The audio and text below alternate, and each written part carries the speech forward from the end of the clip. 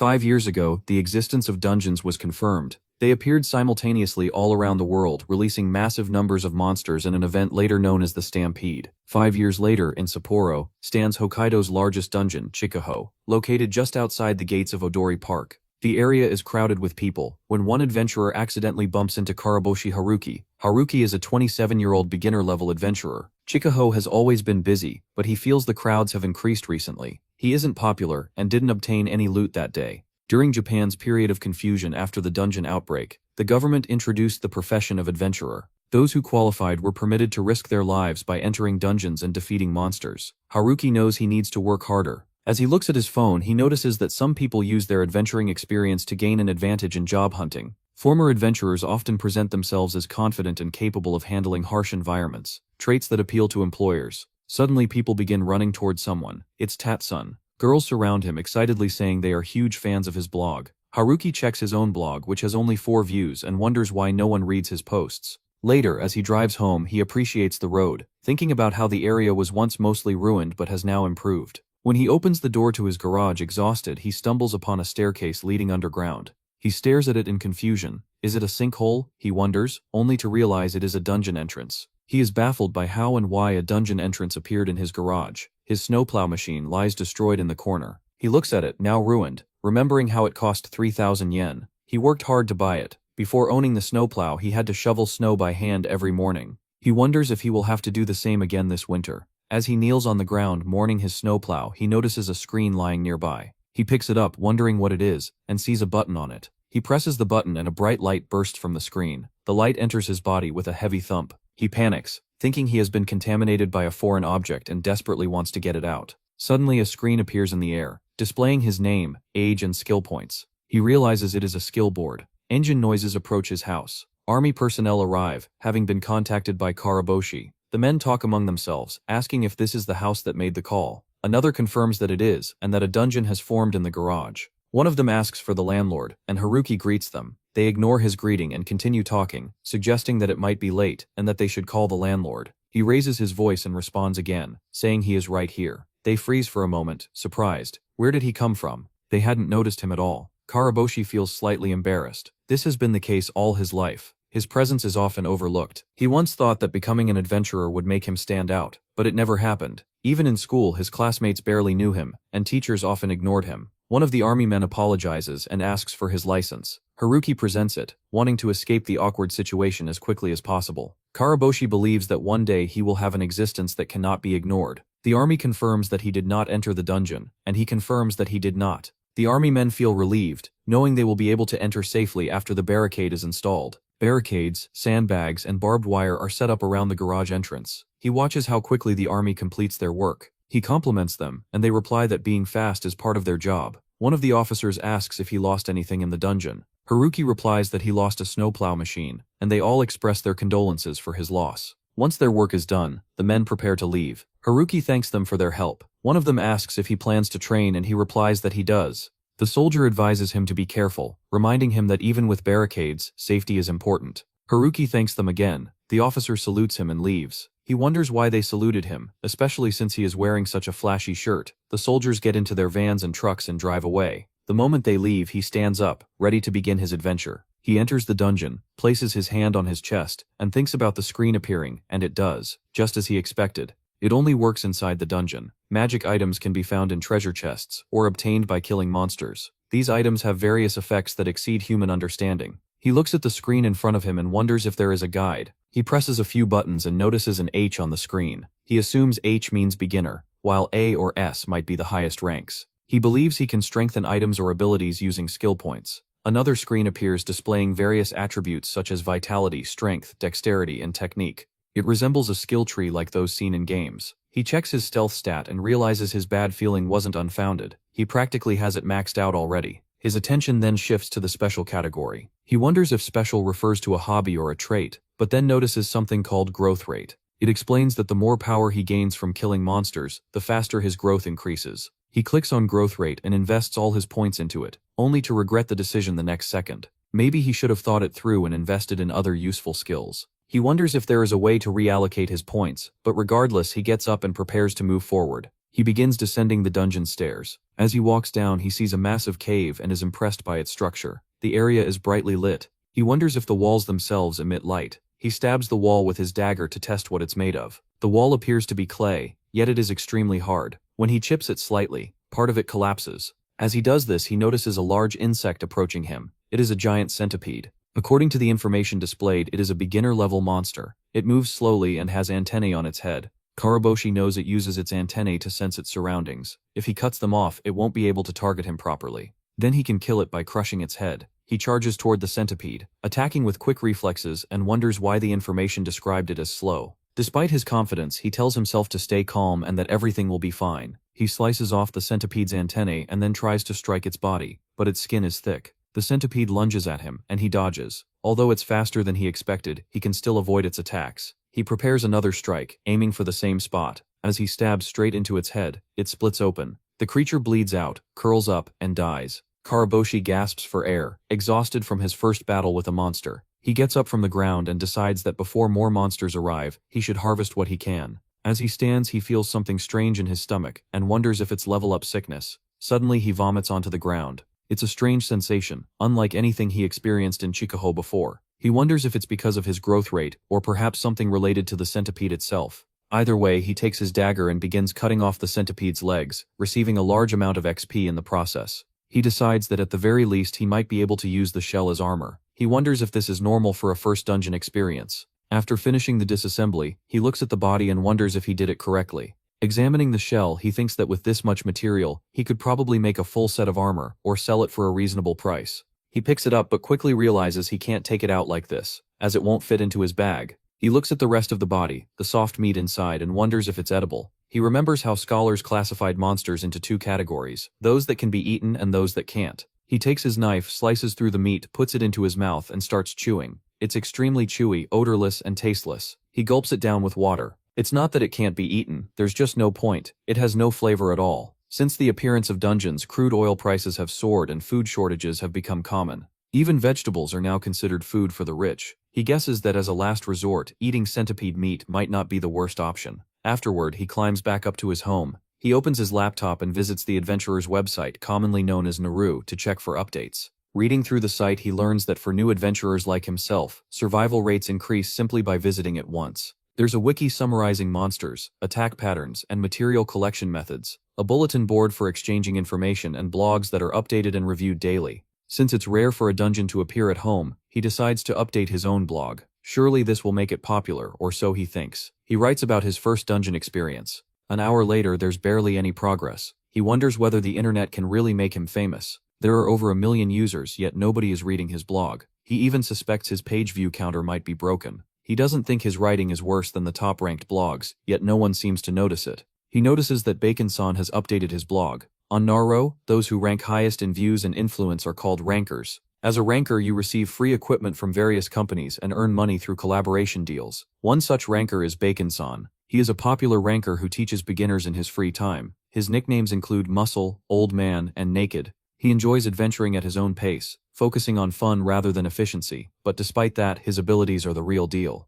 On the opposite end is Masa Tuga-san, a ranker who is extremely serious and methodical. His nicknames include the Strategist, Hero, and the Unwavering Ranker. He holds the record for the deepest dive into Japan's hardest dungeon, Shinjuku Station. Shigiri-san is the only woman in the top 10 rankers. She trained in a dojo from a young age and has never lost a fight. Everyone is amazing. Everyone is cool. But he isn't. He wonders why. Shaking off the feeling, he decides there's no time to feel down. His garage has turned into a dungeon. He's obtained magical tools, and this will definitely make him stronger. He resolves to overcome his existential crisis. Back in the dungeon, he now kills centipedes like a professional. He has already slain over 100 of them. He feels a slight sense of guilt. It almost feels like bullying them. He has grown accustomed to level up sickness as he progresses. He maps the dungeon, though he hasn't finished mapping even the first floor yet. As he moves forward, he encounters multiple centipedes at once. Moving steadily, he kills them one by one. He flows through with swift movements, cleanly severing their heads. He has become faster and more efficient.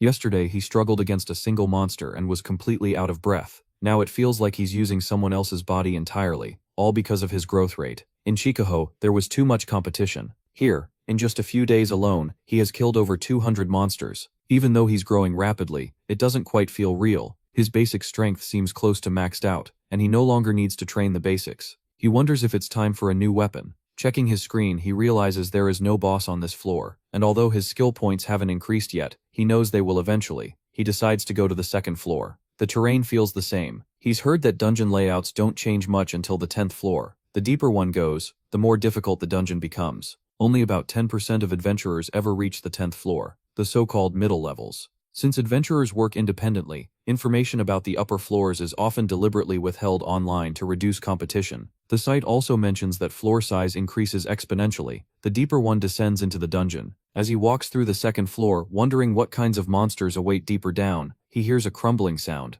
Suddenly, plant-like creatures burst out of the ground. They look like onions with roots and leaves. Curious, he picks one up, but the moment it splits in half, tears flood his eyes. The onions are unbelievably fresh, and he can't stop crying. Deciding that's enough for today, he returns home, bringing the onions with him. There are a lot of them. In times like these, monster-grown vegetables could easily be monopolized, at least in Otama. He overharvests the onions with his dagger, causing it to snap. He sighs and decides he'll visit the weapon shop tomorrow. At the same time, a girl sighs at a counter, announcing that she's bored. She wonders whether she'll meet today's quota. She works as a cashier at a weapon shop. Meanwhile, Karaboshi is enjoying the heavenly taste of eggs at Kitori-san's house. The eggs there are the best, far better than centipede meat. Kitori-san smiles happily as he watches him enjoy the meal. 3 crates of onions are piled up in the house. Kitori-san looks at them and asks if it's really okay to receive so many fresh onions. Haruki protests and tells him to think of it as a thank you for always helping him out. After all, neighbors should help each other. As Kitori-san inspects the onions, memories surface.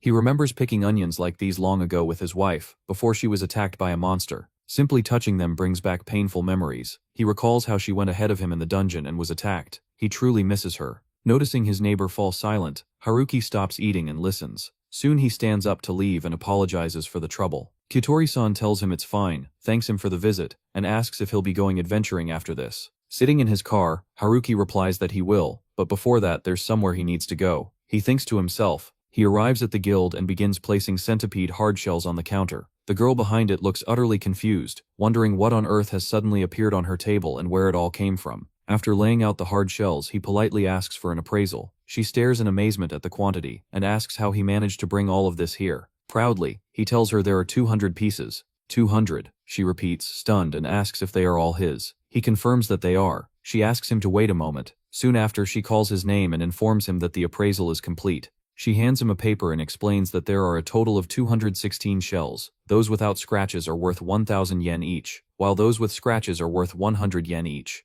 She asks if he is satisfied with the amount, and explains that the money will be deposited onto his IC card. He looks at the total, 153,800 yen, and is shocked by the enormous sum. After thanking her, he calculates that with his Narou points added, his total comes to 161,460 yen. He silently thanks the centipedes. Now he finally has enough money for gasoline. With his next destination in mind, he heads to the weapon shop. The moment he enters, his eyes sparkle. So many daggers, so much armor. Shields and swords line the walls, filling him with excitement. He wanders through the shop like a child. His gaze lingers on a long sword. It seems like a solid choice. Many people use one, and carrying it into a dungeon would make him feel like a true adventurer. Then he thinks about how much attention he would draw by using a dagger instead. Fighting monsters with nothing but a dagger would surely amaze people. He moves toward the dagger section and begins examining the weapons. One catches his eye, the werewolf dagger. Its price is 1 million yen, as expected for a middle-class adventurer, he thinks. The shop girl approaches and welcomes him warmly. She looks at the daggers alongside him and asks if he is interested in that particular item, offering to open the display case. He feels embarrassed, wondering why someone noticed him at all.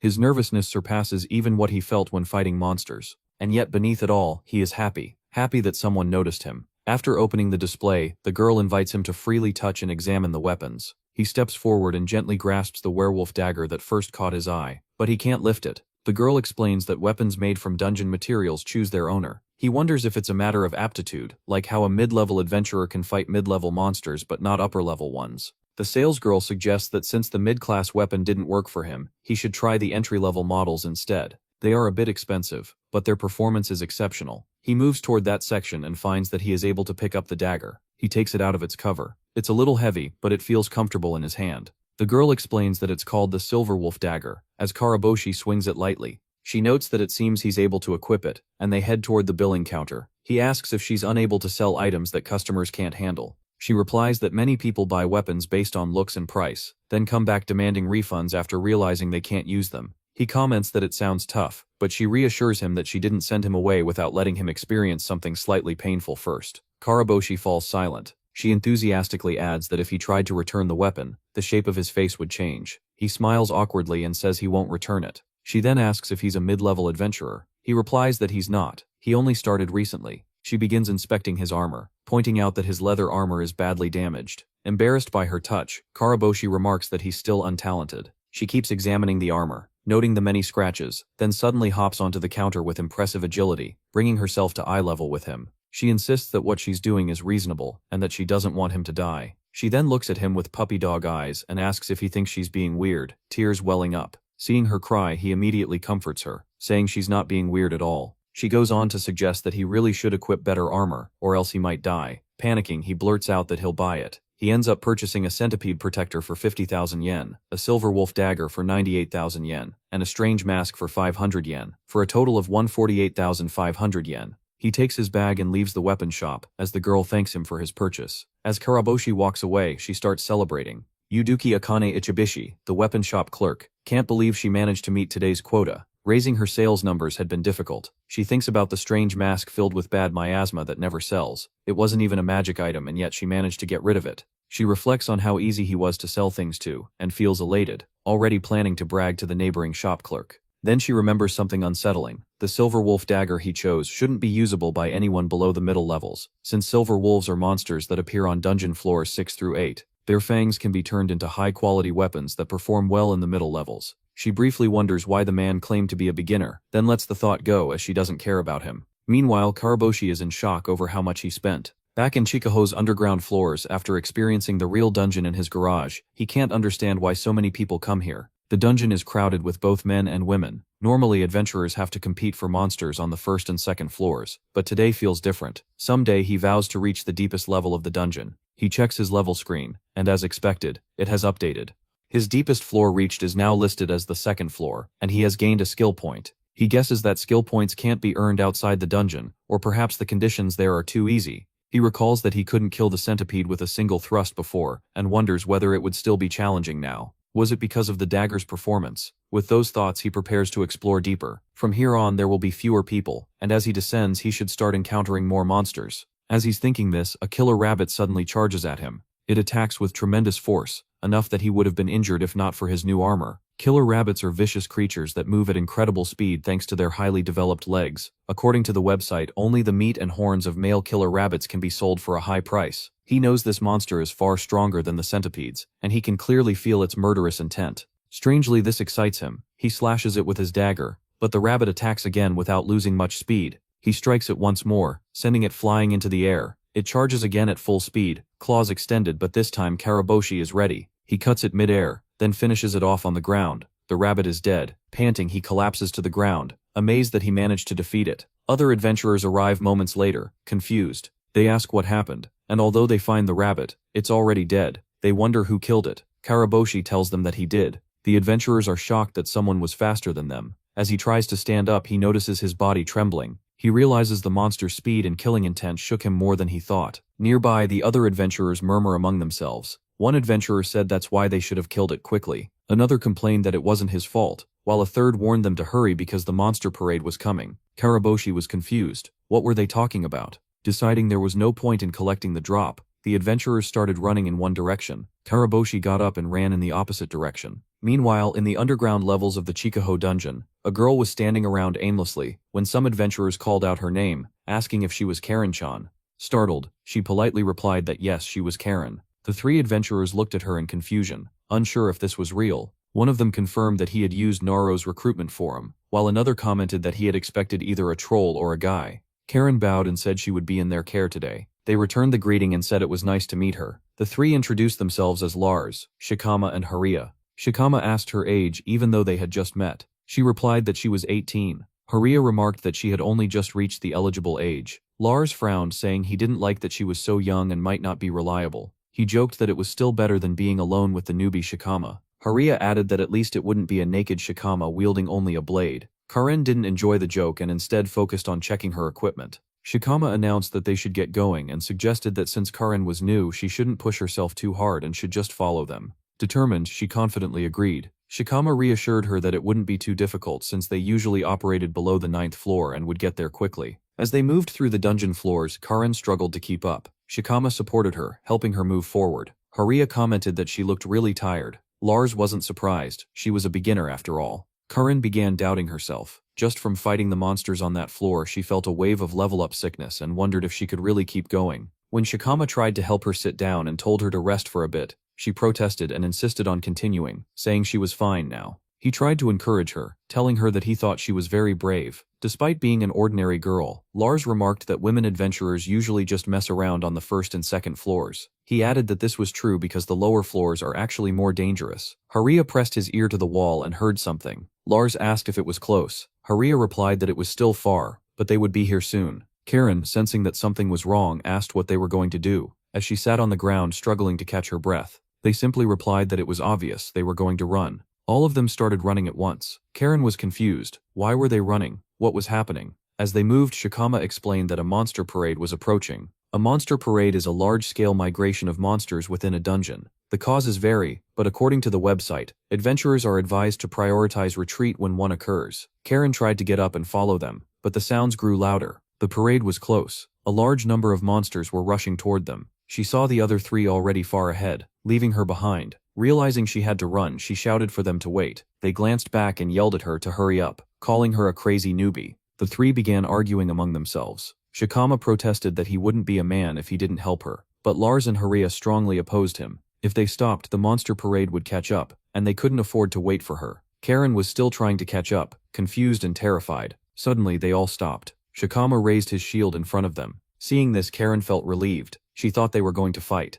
She couldn't quite believe it, but she was grateful to be with strong adventurers. Thinking it would be safer not to interfere, she moved to stand behind them. Then the opposite happened. Shikama shoved her forward with his shield, pushing her toward the monster parade. She fell hard and couldn't move. As she lay there, Shikama apologized coldly and said she would be a decoy. Through blurred vision, she watched the 3 of them turn and run, escaping the dungeon. She tried to stop them, but it was too late. The monster parade reached her. She heard the pounding footsteps of killer rabbits closing in. Tears filled her eyes. She didn't want to die. She screamed for someone to save her. Following the roar of the monster parade, Kuroboshi heard her cry for help. He ran toward the sound and arrived just as the monsters were about to attack a young girl. Killer rabbits had surrounded her from all sides. Kuroboshi was ready to fight. He looked at his screen and allocated some points. Even a small increase in strength would help. His level shifted from H to G. The killer rabbit's claws were already inches from the girl's face. With his dagger in hand and the strange mask on his face, Kuroboshi cut down the rabbits. Blood splattered everywhere, even onto Karen's face.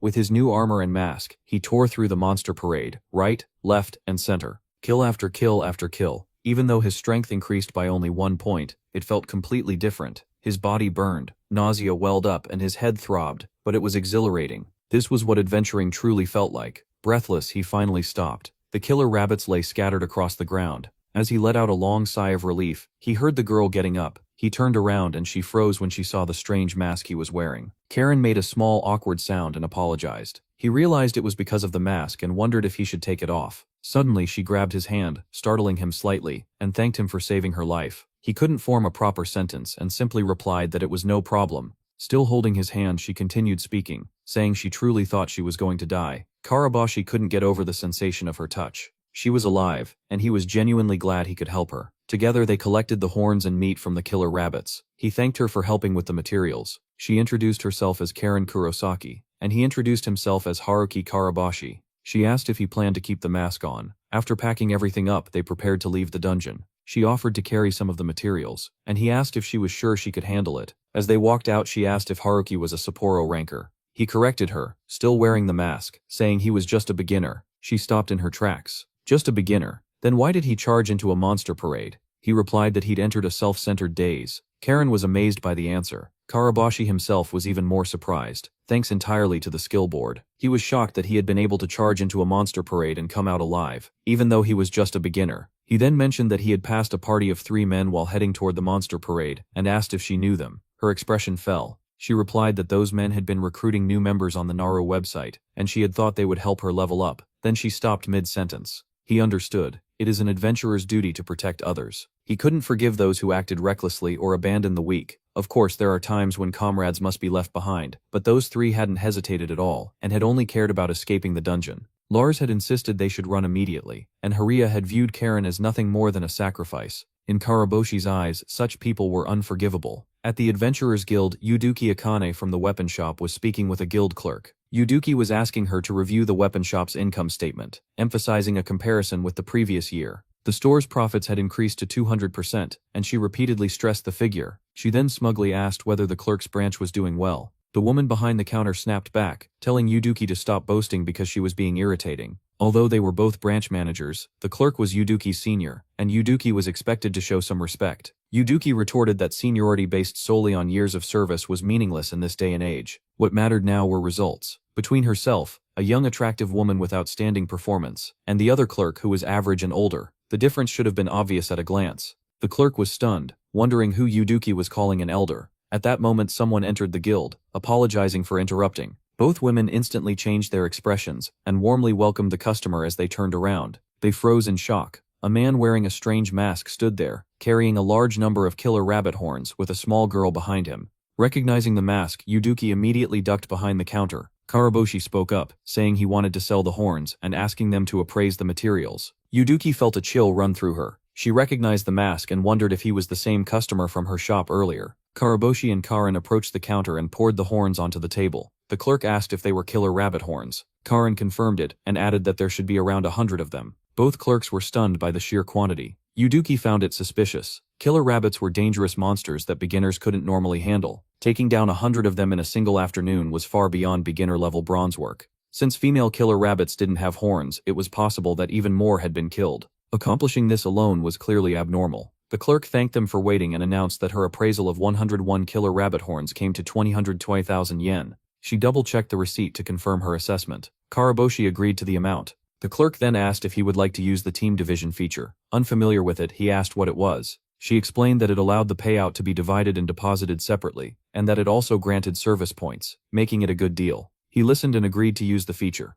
Karen's eyes filled with tears. She protested, saying it wasn't right because she hadn't done anything. He insisted that she had helped by carrying the horns, but Karen argued that was all she had done. She hadn't fought at all. He then suggested that since Karen had carried 48 horns, she should receive that portion as compensation. Hearing this, Yuduki realized that the man must have killed all those killer rabbits by himself. The clerk apologized and explained that it wasn't possible to pay out the value of exactly 48 horns. Yuduki interrupted, grabbed the clerk's arm and told her to duck under the counter. Karaboshi noticed her movement. Yuduki demanded to know why the clerk hadn't simply recalculated the appraisal properly. The clerk explained that reappraising it would force her to work overtime, which was strictly regulated, and she didn't want to anger her superiors. Yuduki scoffed at the explanation, calling her stupid, and saying that this was why she would always be slow, no matter how much time passed. Offended, the clerk demanded to know what Yuduki meant by that. By then, Yuduki stood up, apologized to the customers and asked them to wait a moment. She rapidly recalculated the appraisal, deftly working the calculator, then handed out 2 cards.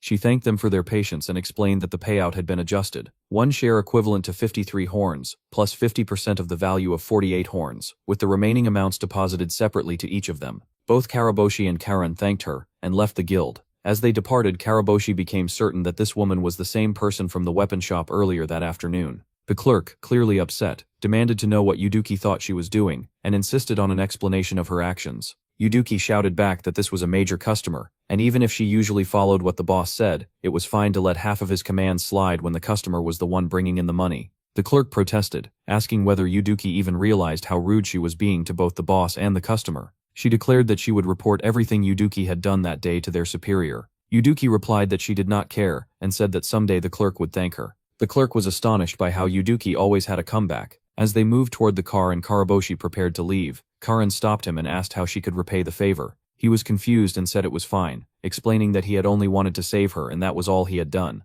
She insisted that she still wanted to know how she could show her gratitude, saying that if there was anything she could give him, no matter what it was, she wanted to do so. He was unsure what she meant. He was certain she did not intend anything improper. Her feelings were nothing but pure gratitude. Still, socially speaking, a 27-year-old man associating with an 18-year-old girl could lead to serious trouble. He quickly got into his car, told her not to worry about it, and sped away. When he reached his building and entered the hotel, he was surprised by how exhausted he felt. He doubted he would have been able to drive home if he had stayed any longer. He collapsed onto his bed and realized he had been wearing the mask the entire time. He then remembered his interaction with the hotel receptionist. Upon entering, he must have frightened them with the mask and the strange way he had been skipping around. Yet while wearing the mask, he had not felt worried about anything. It felt like a dream. He had no presence at all, as thin as air, and yet he still existed within others' sight. He began to think the mask must be some kind of godlike item. Later at the rugged tavern, Karaboshi was thrilled that he had finally made it to the popular place often featured on the Narou website. He drank from a mug, noting that a medium mug cost 2,000 yen, but he felt that today was a special occasion. While he was lost in thought, another customer bumped into him while ordering, causing Karaboshi's drink to spill onto his face. The customer ignored him, thinking he had bumped into some kind of wall, when it was actually Karaboshi. The customer's friends started to say that he had seen it happen, and had already warned him that there was some guy wearing a disgusting mask.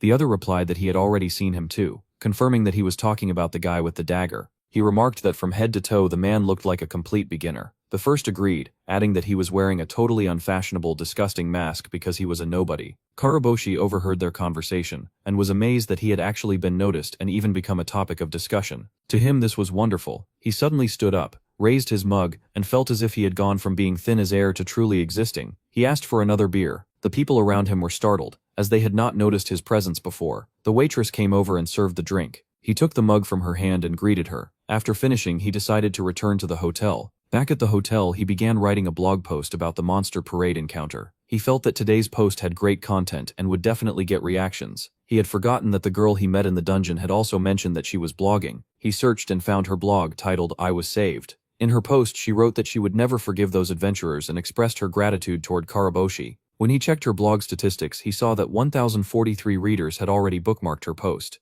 He closed his laptop and went to bed, ready to sleep. While he slept, many people read his blog and commented that he must be lying, saying there was no way he could have survived and returned after the suicide attack at the monster parade. Others speculated that Air might be the blogger's name and decided to bookmark him. Another commenter agreed and bookmarked him as well. When he woke up, he found that his blog had been viewed by 5 people and bookmarked by 3. He was overjoyed. It was the first time he had ever been bookmarked. At last, he felt noticed. He began packing, ready to go home and then return to the garage dungeon to level up. But he remembered that going home could be dangerous, as the 3 adventurers might harm the girl. He decided to meet her instead. When he reached the dungeon area, it was crowded. He thought he should have sent her a direct message since finding her there would be difficult. But moments later he heard her calling his name. She cheerfully wished him good morning. He replied and asked how she had found him, even though he had no noticeable presence. He was shocked, as this was the first time anyone had ever called out his name. She answered that it was because of his mask, which really stood out. He realized that he had forgotten he was wearing the mask again.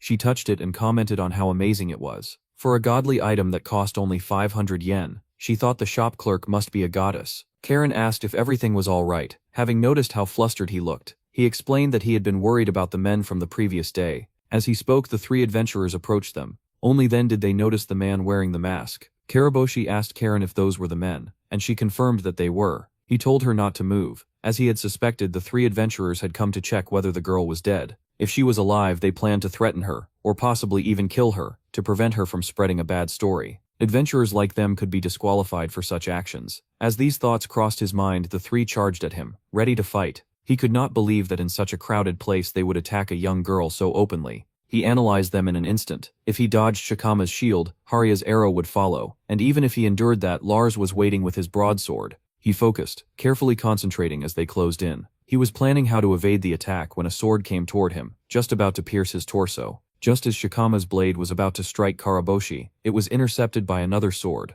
Shikama's weapon shattered into pieces, and the impact sent him crashing to the ground, stunned. "What the hell is all this commotion?" said the person holding the sword. Karen and Karaboshi immediately recognized him. It was Mastasugu. The crowd erupted upon seeing him. Karaboshi was also shocked by how this figure had appeared between them. He had not seen his movement at all. Shikama began to speak, claiming that it was actually those people who had caused the trouble. He said they had been pushed into a monster parade, and thought they were going to die. Karaboshi understood the lie, and the tactic he was trying to use. The crowd started to murmur. Had they really abandoned someone to a monster parade? That would have been unforgivable. Mastasugu asked Karen and Karaboshi whether it was true. Karaboshi replied that it was not. He pointed to Karen and explained that the men had entered the dungeon with her to train her, but when they encountered a monster parade, they fled and used the girl as bait. Karen lowered her head, tears welling in her eyes. Mastasugu listened and remarked that it was truly a disaster. The 3 adventurers protested, asking why he was believing a man wearing such a strange mask when their lives were at stake.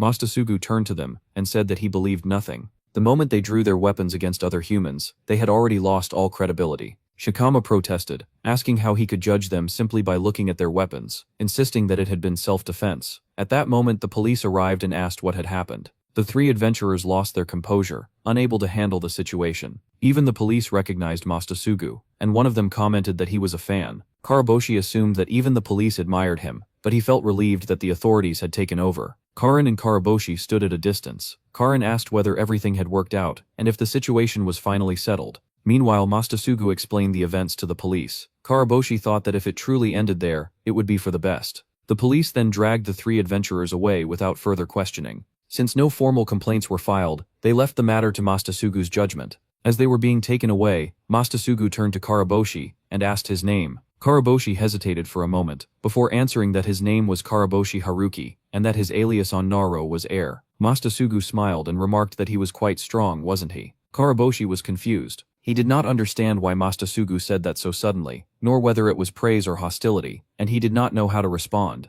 Mastasugu continued, saying that even now Karaboshi was hiding his presence. After staying hidden in the dungeon for so long, it had become a habit, hadn't it? Karaboshi admitted to himself that it really had become a habit, and he wanted to thank Mastasugu for noticing. Mastasugu went on to say that among everyone he had met, Karaboshi was the one who had erased his presence the most, and that it was an incredible skill. He stared into Karaboshi's eyes through the mask, then leaned closer and whispered that it would probably be better if he did not come to this city for a while. Karaboshi asked if that was because there was a risk of assassination. Mastasugu replied that there was indeed such a possibility, and that until then he would take care of those men somehow. Karaboshi protested, saying there was no way he could trouble him with that. Mastasugu explained that if people began to think this was what adventuring was like, everyone would suffer. Frowning, he added that if he had to be associated with people like them, even he would find it troublesome, giving them a sharp, snide look. It was unexpected to see that side of him, and that expression on his face. Mastasugu reassured Karaboshi that he would be staying in Raihoro for a while.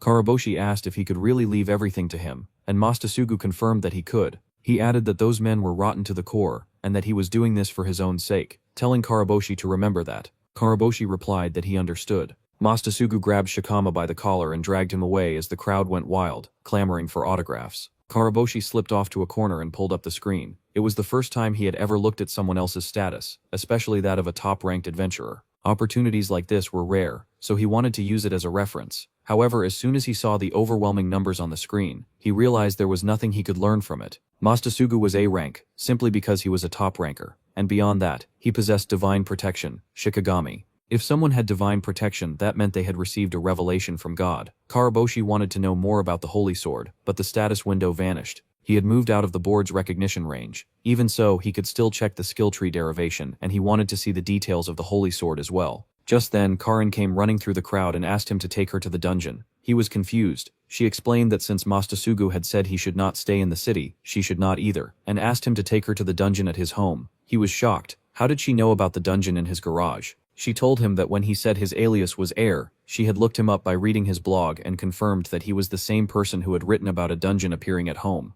Karaboshi was taken aback. She added that whenever she had free time, she read the latest articles on the site. He was surprised to learn that one of his extremely few readers was standing right in front of him. It was a strange, rare feeling. She urged him to hurry, saying she was ready to go with him. He tried to explain that even if she came to his hometown, there was nothing there. She acknowledged that, but pointed out that there was still a dungeon, right? He agreed, but added that it was far away in the countryside, and if she stayed out too late, her parents would worry. Without hesitation, she said it would be fine. He could not understand her resolve, but he agreed. They got into his car and headed toward the dungeon in his garage. He tried to calm himself, reminding himself that she was also an adventurer and had already made up her mind. Her life revolved around fighting with all her strength, just like his. She likely understood the fear of losing something important. As they drove, she enjoyed the scenery outside the window at first, but as time passed she began to realize just how remote the countryside was. When they arrived at his house, she was amazed by the barricades surrounding the dungeon entrance in his garage. She confirmed that there really was a dungeon inside, and remarked that it was nice to have one right at home. He agreed, albeit half-heartedly. She then asked where the town's trading store was. He explained that there was none, since it was a remote countryside.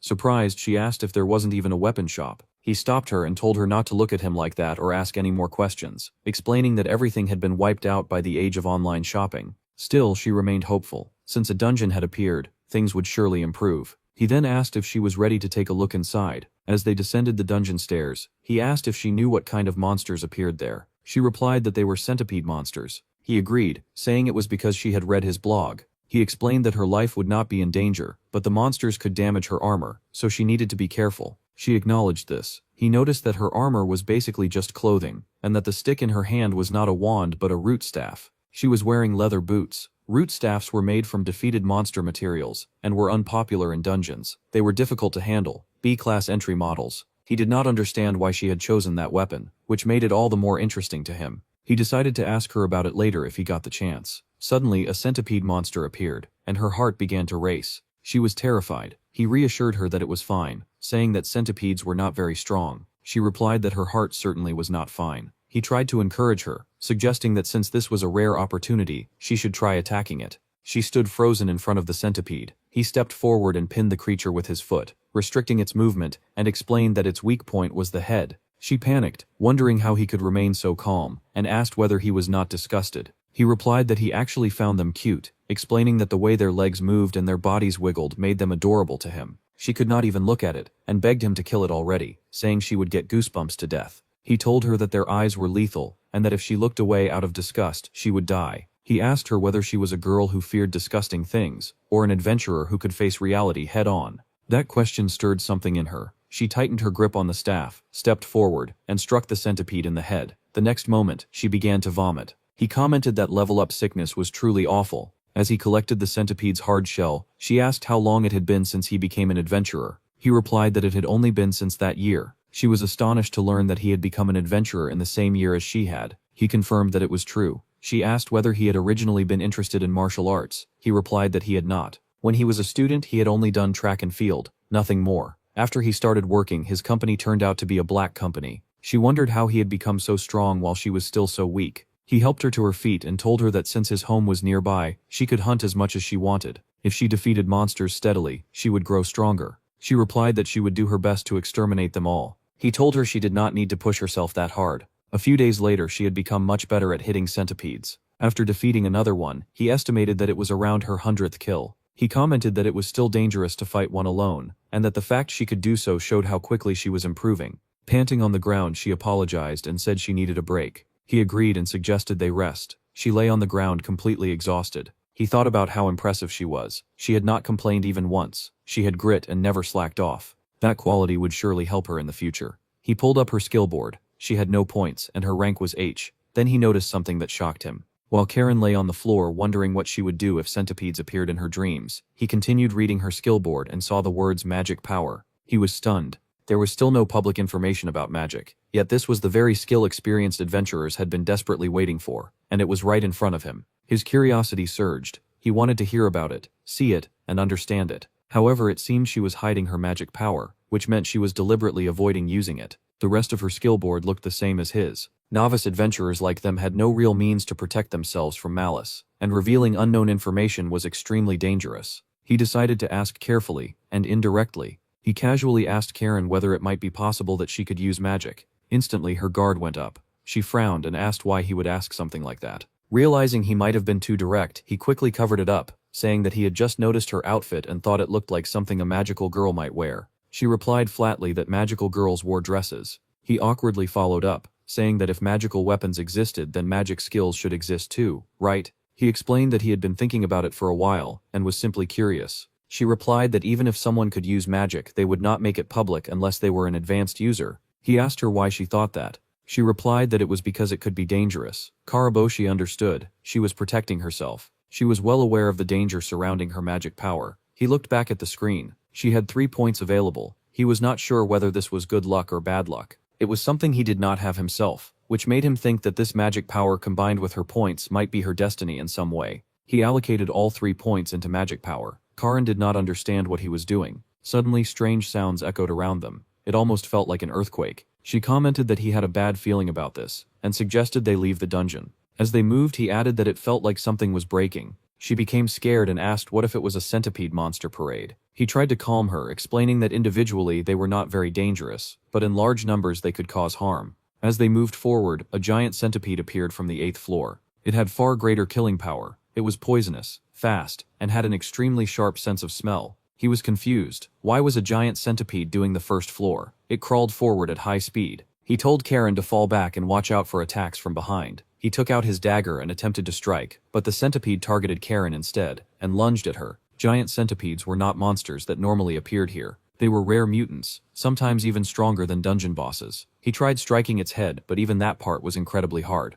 His dagger attacks failed to penetrate it. As the centipede turned toward him to attack, Karen placed her staff on its head. Using magic, she forced it back, stopping its attack on Karaboshi and killing it. As they exited the dungeon, she looked at the sunset with a bright smile and commented on how beautiful it was. He realized it was probably the first time he had ever looked at a sunset like that. They noticed something else in the distance of a new building. As they approached, they realized it was a weapon shop. He was amazed. A weapon shop really opened in such a remote area. Karen commented that it had not been there when they entered the dungeon, and now suddenly there was a weapon shop. It was incredible. Karaboshi wondered how unusual this was. Normally shops opened only after careful investigation of supply and demand. This one looked prefabricated. Still, he was happy it existed. They had just obtained a lot of materials, so without hesitation he entered. Sounds of someone crying could be heard inside. He called out, and they noticed the same clerk as before. She welcomed them and commented that although the store was empty, they were free to look around. But what were they supposed to look at? Wondered Karaboshi. He asked if she was the same person who had worked at the Sapporo store. She suddenly began crying more hysterically. Both of them were confused and did not know what to do. She started bawling uncontrollably, asking why she had ended up being sent to a place like this. Seeing her state, Karaboshi suggested they leave and come back later, and thought how she was completely different from before. But as they turned to go, she rushed to the door and told him to wait, asking how he could leave when a lady was crying in front of him. Karaboshi noticed how fast and agile she is. They both sat down in front of her and listened to her story. She explained that she had done so much for the company, and this was like harassment. She asked them if it was too cruel, wasn't it? They both nodded in agreement. Despite her sales growth, just because she had purchased materials from another store without permission, she was treated like this. He asked carefully if she had been demoted. She cried harder and begged him not to say that word. Hesitantly, he offered the hard centipede shells and asked if she would buy them. She turned toward him angrily, saying that just because she had been sent to the middle of nowhere did not mean she had become incompetent. He was confused. Why did it feel like she was trying to fight him? She examined the shells, counting 96 hard centipede shells at 1,000 yen each. As for the giant centipede shells, she asked if they were sure they wanted to sell them. He asked what she meant. She explained that armor made from giant centipede shells would be better than what he was currently using. If he already had the materials, it would be cheaper to craft than to buy. However, he insisted on selling them. He explained that he barely survived the battle today. He remembered how earlier the wolf dagger rejected him. He was afraid that if his level was too low, equipment might reject him. If he wanted to use such gear, he would need to grow stronger first. She suggested leaving 2 pieces and selling the rest, in case he needed them later. He agreed, thinking that she was indeed very capable, even if she complained about herself. She calculated the total, 8 giant shells for 40,000 yen, and combined with the hard centipede shells, it came to 138,000 yen. He then asked to split the amount evenly. Karen protested that he should receive more. He replied that she had helped defeat the centipede. Karen argued that she could only hunt because of him. Yuduki complained that this was exactly like yesterday, and told them to decide already. He asked her to be quiet for a moment. She replied irritably that they should hurry up. He suggested that she take half today, and in exchange he would listen to what she had to say about something he wanted to talk about. Yuduki continued moving items around, complaining loudly, but eventually calculated the split. He then mentioned that he had another item he wanted appraised. She asked him to take it out. It was a thing covered in centipede's fluids that Karen found disgusting. He explained it came from the centipede's stomach while collecting materials. Yuduki was amazed that he had been carrying it around so casually. Karen could not even look at it. Yuduki asked whether he wanted a simple or detailed appraisal. She explained that a simple appraisal would take 1 minute and cost 1,000 yen, while a detailed appraisal would be handled by headquarters, take up to a month and cost 100,000 yen. She suggested that such an item should be appraised at Mitsubishi headquarters. He chose the simple appraisal, as it was obvious what it was. She examined it and wondered if it was a magic tool in the form of a pouch. After inspection, she congratulated him. It was without a doubt a magic bag. The opening was small, allowing items no larger than 20 centimeters, but the interior was as large as a classroom. She asked if he wanted to sell it. As he was about to refuse, she offered 100 million yen. He was stunned. She explained that transportation costs were absurdly high these days, and that a magic bag was worth that price. Still, he decided to keep it. As they returned to his home, Karen could not believe how nice his house was. He invited her inside. She was amazed by everything, including his computer. He explained that electricity was free thanks to solar panels. She said she was jealous, as households usually had electricity limits. He agreed, mentioning how prices had risen. He offered her a seat and poured them water. She stared at the glass with sparkling eyes and drank it all at once. She seemed mesmerized by the water. He asked if it tasted good. She said it was delicious. He explained it came from a well. She then remembered that he had wanted to ask her something. He said yes. He asked if she used magic. She apologized for hiding it. He replied that it was understandable, as it could be dangerous if others found out. She agreed. He explained that adventurers should be free to have fun without restrictions. She asked if he even had a brain. He replied that maybe he did, but he wanted her to use magic. He explained that his dungeon was rarely visited, and she could use magic freely here. The more she used it, the more she would grow, and if she encountered danger again, she could escape immediately. He also thought to himself that he wanted to see it. She said she would start using magic tomorrow, but asked if she could try it now. She then apologized, saying it was hard to use outside the dungeon. He asked when she had first been able to use it. She replied that she was not sure. While walking in the dungeon, she felt like she could use it, especially when holding her staff. He then asked why she has a staff as a weapon. She explained that magic flowed better through it. She confirms these were the questions he wanted to ask her about. He agreed and shared he had another question where she was staying today. She replied casually that she was staying in his house. The water he was pouring nearly overflowed as he froze in surprise. Mastasugu was updating his blog titled "Cross the Dungeon with All Your Strength," Floor 132. As readers commented, he began interacting with them. Many readers asked questions. Did he defeat the floor boss? What was the result? He replied that yes, he had defeated the boss and obtained some kind of rod. He was not yet sure what it was, as it was still being investigated. He then asked his fans if anyone knew the name of the guy in Sapporo. People replied that they had never seen him before, wondering if he was the same person as the Monster Parade survivor. They asked what was so special about him, and why Mastasugu wanted to know about him. Mastasugu shared that the man had good eyes and was extremely skilled at hiding his presence. He thought the man might be interesting. The fans were surprised. It was rare for Mastasugu to call someone interesting, which made them wonder what kind of person that man really was. Back at Karaboshi's house, he reconfirmed with Karen, wondering if he had heard her wrong. Where did she tell you she was staying the night? She replied that she thought he had an extra room. He said that he did, and she excitedly declared that she would be staying there. He was completely against it. Karen tried to reassure him, saying it was fine, and that she would not be surprised even if there were many masks in the room. There were none. He thought helplessly. She really did not understand. She was still just an 18-year-old girl. He took off his mask. This was the first time Karen saw his face. He politely explained where they were. She replied that it was his house, right? He corrected her, saying that it was only half of the truth. The dungeon entrance was directly in front of it. If a stampede occurred, this house would be the first place hit. He was the only adventurer in this town, and if he were incapacitated, who would protect it? She pointed out that he was also living alone. He replied that he was, but adventurers needed to remain vigilant. Their job is to help people. If there were two of them, one could watch the dungeon entrance while the other stayed prepared in a safe place in case of emergency. Thinking of it as part of the job, he asked her to stay at the town hotel instead. She said she understood. He has saved himself. He knows how that rumor spread quickly in the countryside. Things would be exaggerated 100 times over, and he could be labeled a criminal before he even realized it. For a man, even being the subject of such rumors could be devastating. He explained that there was a hotel that cost 5,000 a night, and that he would take her there. She thanked him. For the next 3 days, Karen and Karaboshi hunted 100 centipedes each day. At the end of each day, they sold the materials. Karen grew rapidly, to the point where she could handle 2 or 3 centipedes simultaneously. Her magic invocation also improved significantly. As for Karaboshi, his dagger skills improved naturally. He had not assigned any points to them, making it pure growth. Having a skill that grew simply by hunting monsters was incredibly valuable. After Karen defeated another centipede, Karaboshi announced that this made another 100. She replied that she was not done yet, and could keep going. He suggested they stop for the day and take a break tomorrow. She asked if he had something to do the next day. He replied that he wanted to level up as well. She apologized for him supporting her the entire time instead of working on his own skills. He emphasized that she did not need to apologize, and told her to rest tomorrow. She said she understood, but if he went further, she wanted to go too. He firmly told her to rest, saying that even God rested 1 day a week. Disheartened, she agreed.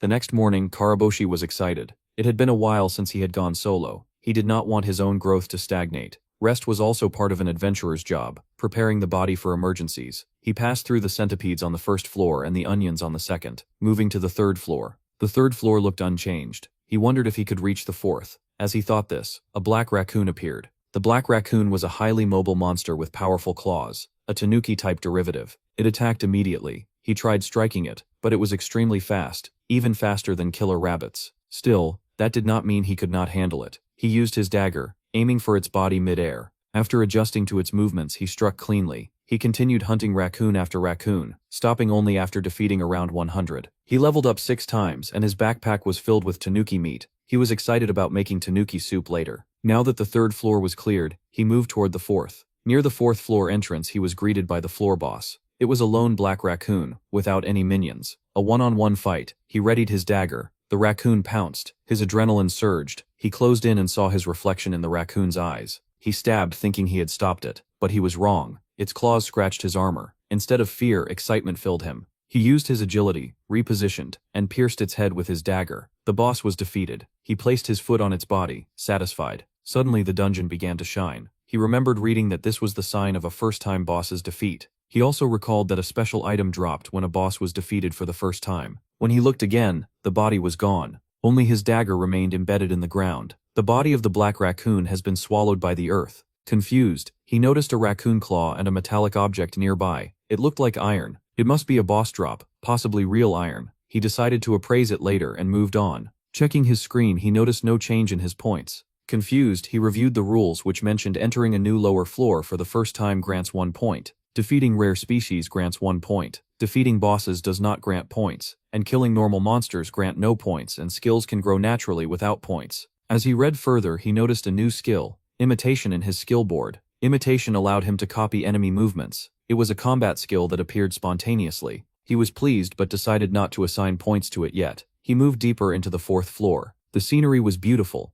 dark green with lighter green patches. He wondered what CMYK ratio would produce such a color, and how difficult plate making would be. He stopped himself, realizing this was a habit from his time working in a printing company. Occupational disease, he thought. As he moved forward, he noticed a flower he had seen before. Suddenly it sprouted rapidly and opened its mouth, launching something at him. It was a potato. His eyes lit up. Onions, potatoes, and meat. This dungeon was perfect. If he conquered it, he could eat rice and curry freely. The flower fired around 40 potatoes before returning to its original size. Further ahead, he saw many more flowers. He wondered if the 4th floor boss was a giant potato. Then a 3-headed flower appeared, all heads firing potatoes simultaneously. He hid behind a rock to shield himself. Even if it was a boss, it could not have infinite ammunition. Still, watching potatoes shatter felt like a waste. He rushed forward and cut the stem with his dagger. The boss collapsed. He collected a large number of potatoes and headed to the shop. Yuduki was building furniture when he entered. He asked if she was open. She replied that the shop was closed. He commented that it was a shame and that he would go to Sapporo instead.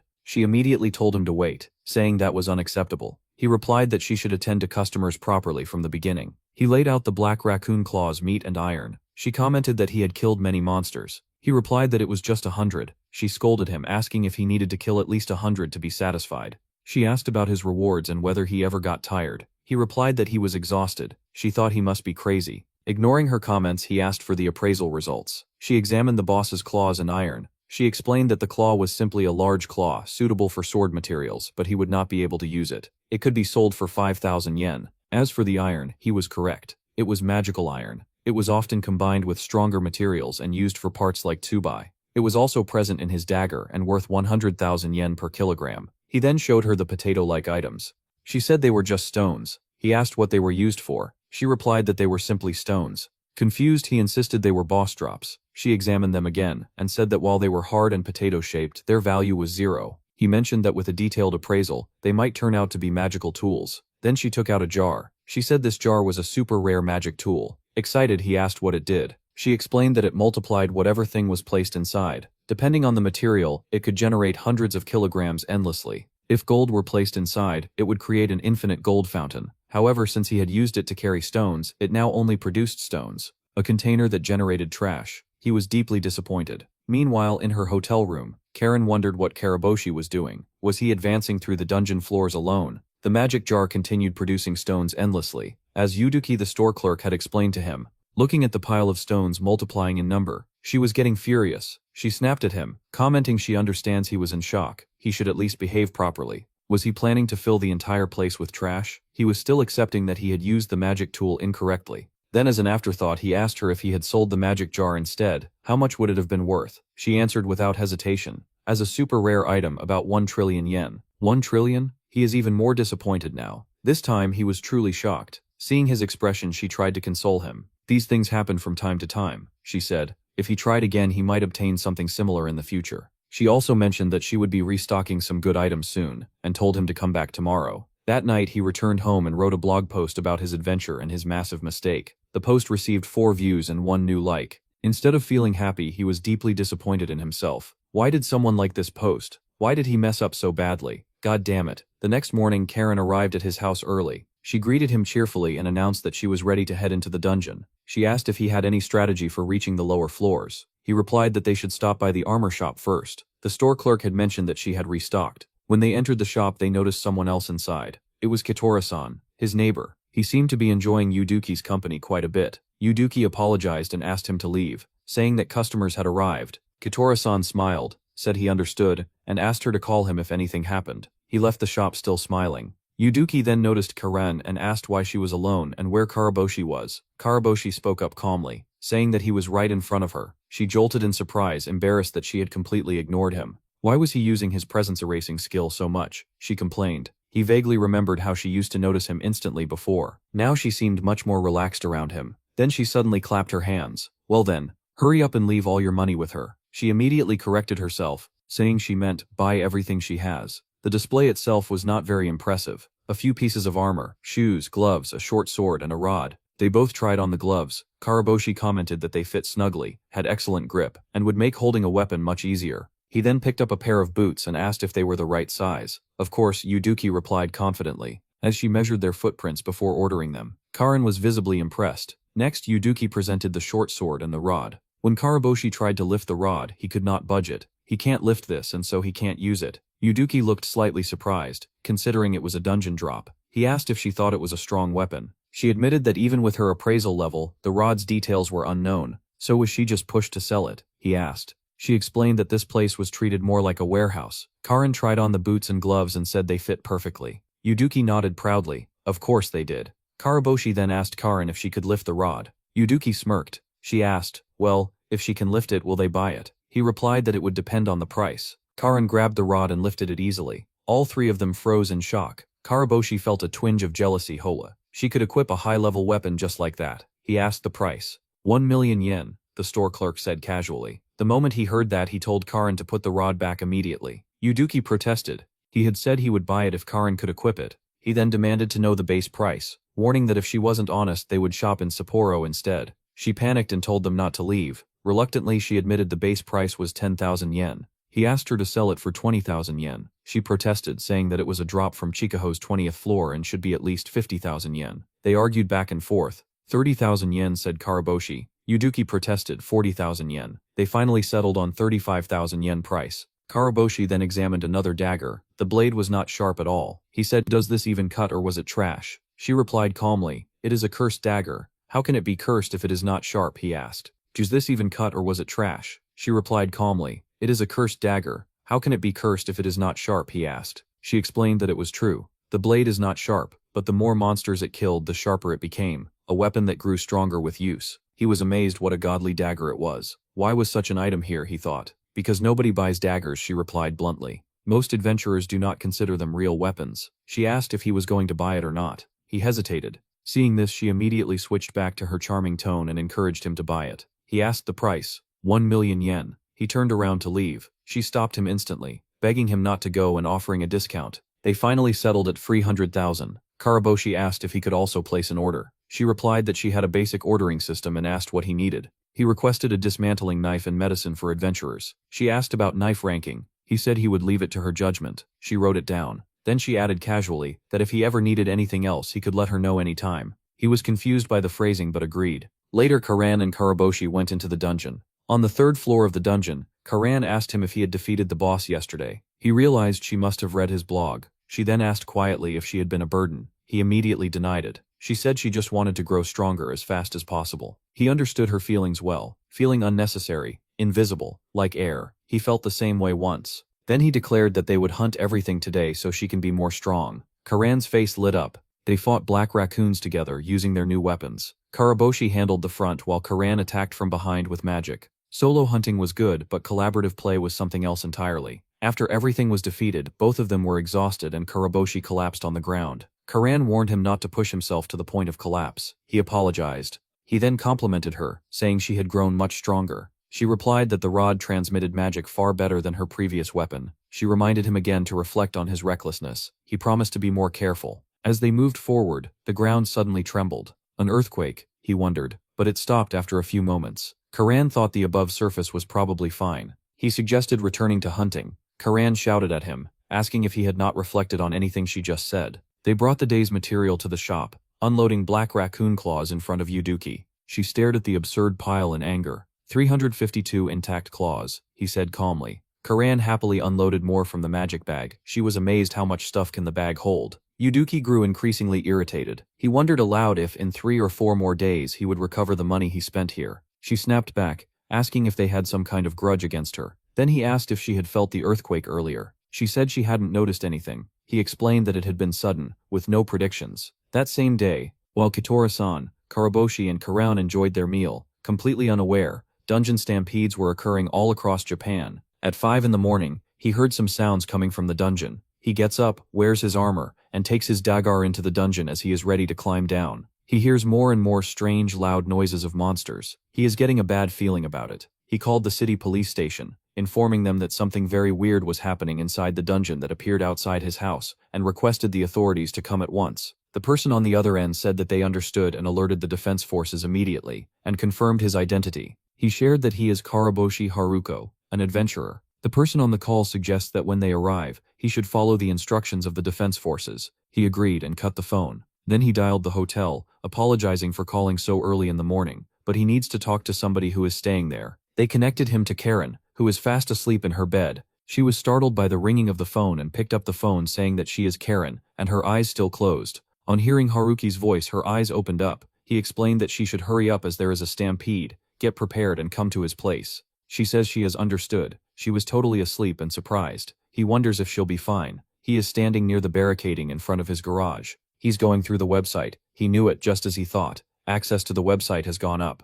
Yuadoki calls for him from the dark, asking what he was doing up so early in the morning, confirming if he was Haruki. He asks why she was awake. Was she setting up the store? She replies something like that, as he knows that she is a legendary shopkeeper after all. That's why she was checking the purchases early in the morning, and she's pretty sure that she got the medicines today. He confirmed the medicines were here, and asked her to sell them all to him right now. She thinks it's good for her, but confirms. Did something happen that he was in need of it? He replies, probably, as a stampede is happening. Listening to this, she announces that she is going out of there. Karaboshi stops her. She protests that she wants to leave as she does not want any trouble. Trouble, he confirms. But wasn't she also an adventurer? Even if she runs away, they are going to call her for help. She explains that her residence certificate has not been changed. She thinks she'll be all right, even if she does not show up, and then says that she never said that she is an adventurer. How does he know about it? He explains that he came to this conclusion looking at the way she moves and her strength. If she wants to leave, even in that case, she could just sell him the stuff. She brought him the box of medicines. While Karen is panting, she is confused and half asleep. She heard about the stampede happening, and about the monsters. She confirms if they are safe. He explains that it is happening everywhere, but it seems that the monsters are coming out at different moments. As he is doing the payment for the medicines in the store, he says to Karen that when the defense forces arrive, she should explain to them what's happening, as he wants to fight and defend this place by going into the dungeon. She is confused. He explains that he is going to go into the dungeon and look for a boss. Karen is concerned, as that is dangerous. The store clerk Yuduki agrees that is true. He does not know if there will be too many monsters and why he was being stupid. He confirms that it is true that the condition to win against a stampede is to kill all the monsters, but he thinks there is another way, eliminating the boss that's leading the stampede. If it looks like he can defeat the boss, he will do so that way instead of continuing to defeat monsters that come and protect the city. Then let's get together, Karen requests. Karaboshi says no. She asks why not. He explains that because she'll be a burden. He removes his mask and explains that he has a ridiculously small presence,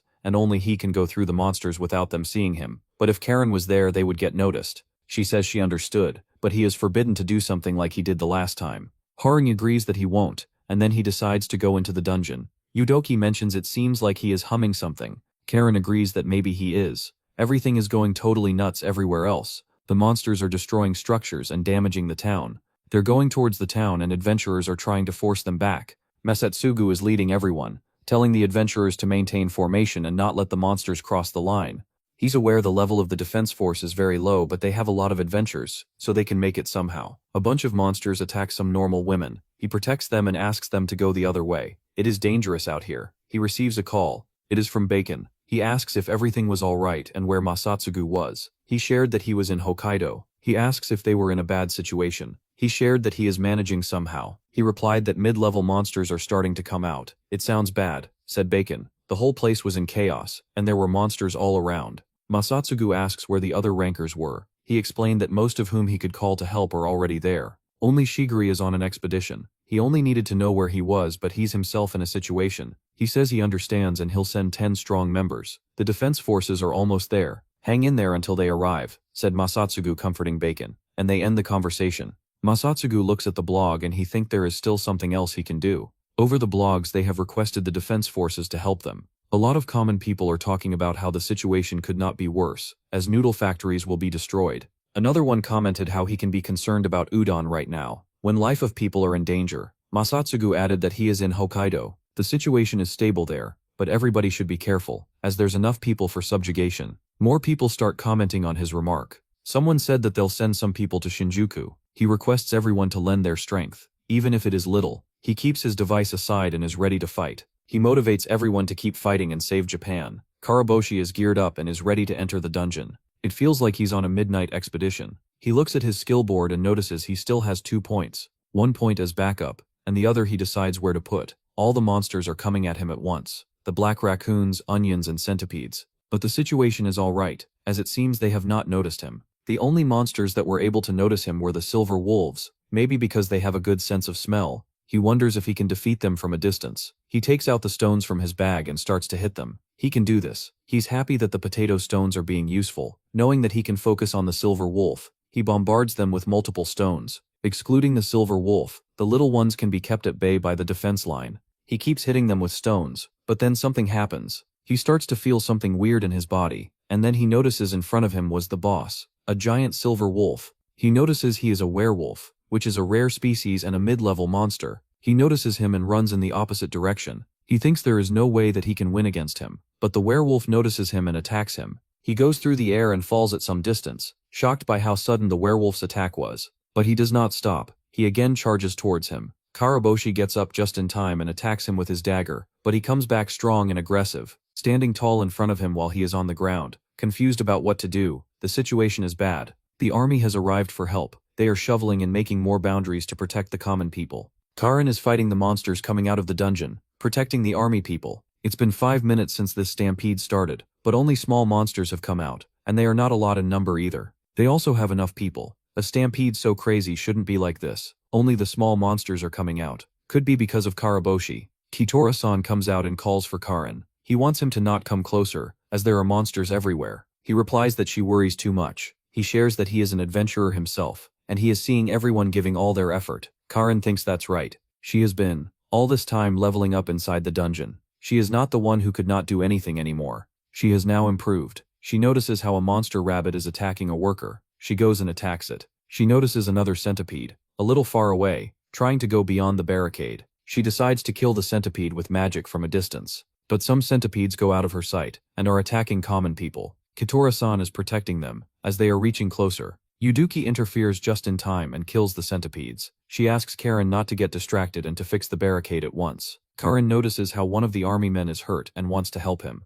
The store clerk intervenes, saying that she should not touch a wound with her bare hands. Was she trying to spread an infection? Karin points out that if she was defending the barricade in the first place instead of doing things like this, no one would even get hurt. She ignores what she has to say and says she has no idea what she was talking about. Karin asks her not to play dumb. The way she fights, even though she is so strong, she is confused about why she does so. Yuduki arrogantly replies that she should stop blaming others for her weakness. If she has time to talk, it's better to treat some injuries. She asks why she was not fighting with everybody else. She replies that she's trying to protect her store. It's at times like this that she hates having a store outside the dungeon. One of the army men comments that what the young lady is saying is true, but if it bothered her that much, she can get stronger until the next stampede. He asks everyone to brace themselves and not let a single monster pass. Karin is determined. Meanwhile, in the dungeon, Karaboshi is on the ground. He does not know what to do. If he adds a point to agility, he won't be able to make it against this one with only that. But if he somehow manages to escape, then this monster gets out, and somebody else will die because he ran, because he did not fight, and that he cannot allow. He gets up, regaining his strength. He looks at the werewolf and thinks that he looks so happy. He looks like he is a person enjoying the attack on him. He tries to defend its claws with his dagger. Heavy defending is the best he can do.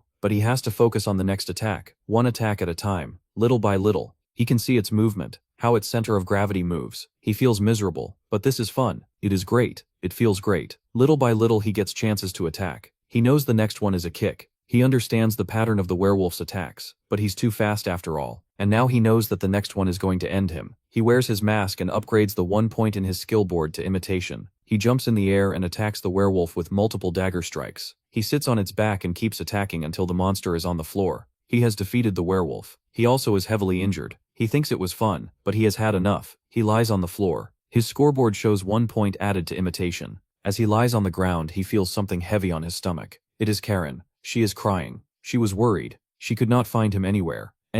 She thought he had been eaten. He asks what happened outside. She replies that it's over. The stampede is over. Everyone survived. The stampede is ending. People from all over Japan confirmed it on the website. Narou, stampede has ended. Masatsugu confirms that Sapporo is over and everyone is safe. But nobody knows about the situation in Shinjuku. He's trying to connect to Bacon, but it does not connect. Shinjuku was destroyed. The army men collect all the bodies of the monsters in one place. They talk among themselves. They don't understand why it ended so suddenly. According to the information online, everything seems to end when the boss is subjugated. They are confused about who did that. Then they see Karen come out of the dungeon with Karaboshi. The army men ignore him and focus only on Karen. They ask her if, as after she entered the dungeon, the stampede ended, was it her who defeated the boss? She tries to explain that it was not her, but Karaboshi. He imagines that everybody will be his fan, and that people will start cheering his name and celebrating him by throwing him in the air, but that is not the case. They do not even notice him and comment that she is the one who did it, and is just being modest, as she is extremely incredible and brave, even after being this small. He notices a new development on his skill board. He does not understand why everyone insists on denying his existence.